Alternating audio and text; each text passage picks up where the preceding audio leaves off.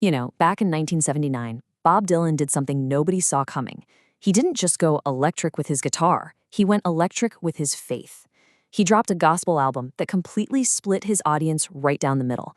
And at the very heart of that album was this one song, a Grammy winner, that laid out a truth that's pretty hard to argue with. The song is Gotta Serve Somebody, and we're going to take it apart, piece by piece, to see what makes it tick. Right out of the gate, he just hits you with this. No warm-up, no gentle introduction. He's painting these really raw, really direct pictures of power and excess. And he's doing it for a reason. He's grabbing you by the collar to make sure you're listening, because the line that comes next, well, that line is for everybody. And there it is. Bam. That's the thesis statement for the entire song. The one inescapable point that he's going to build his whole case on. It's this simple, universal idea that no one, and he means no one, is ever truly their own boss. Now, to really get the impact here, you gotta remember what was going on at the time. This was the first song people heard from Slow Train Coming, which was Dylan's first record as a born-again Christian. For this icon of the counterculture, this prophet of the people, it felt like a total betrayal to some fans. To others, it was a revelation. It was a massive shockwave, both musically and philosophically. So how does he actually make his argument? Well, this is where the genius of the song really kicks in. He uses this brilliant, relentless list of people, all kinds of different human archetypes, to prove his point again and again and again. He starts at the top, right? Figures of real-worldly power, an ambassador to England or France. I mean, this is a person who speaks for an entire country. But even they, Dylan says, aren't off the hook. Okay, so what about physical power? How about the heavyweight champion of the world? Literally the strongest, toughest person on the planet, adored by millions? Nope, still gotta serve somebody. And then, look at this. He immediately flips it. He goes from a celebrated hero to a criminal, a master thief. It's a way of saying, look, it doesn't matter if your power is legitimate or if you stole it. The rule still applies to you.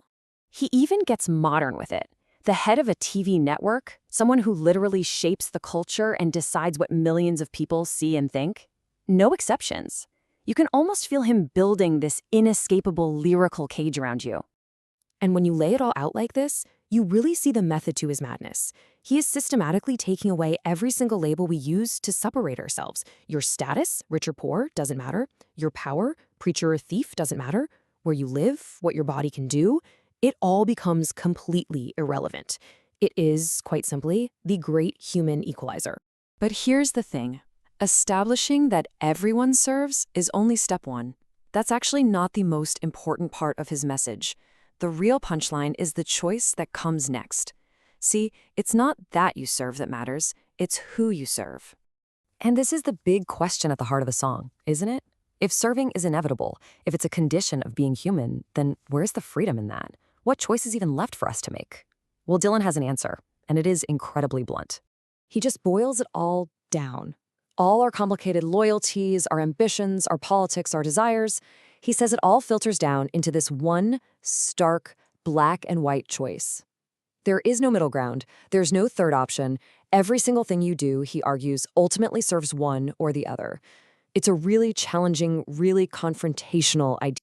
So for verse after verse, Dylan is pointing the finger out at the whole world, at politicians, at champions, at you, at me. But then in the very last verse, something truly amazing happens. He turns that finger around and points it straight back at himself.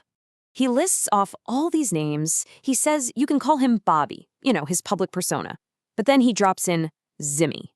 And Zimmy is a nickname from his birth name, Robert Zimmerman. By using his most personal, private name, he's stepping off the stage. He's making it crystal clear that he's right down there in the mud with the rest of us. And that one little word, Zimmy, changes absolutely everything. The song completely transforms. It stops being a sermon that's being preached at us from on high, and it becomes this deeply personal confession. He's not just the accuser anymore. He's admitting that he faces the exact same, impossible choice.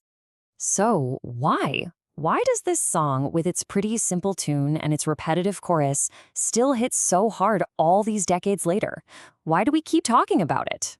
Well, check this out. That's about how many times Dylan himself has performed this song live. Through all the changes in his career, his style, his set lists, this is a song he keeps coming back to. It's clearly a question he's still wrestling with, a question he thinks is still worth asking his audience night after night.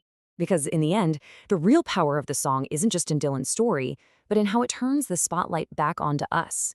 It strips away all the noise, all the excuses, all the complications, and it just leaves you with this one simple, profound, and maybe just a little uncomfortable question. So, who do you serve?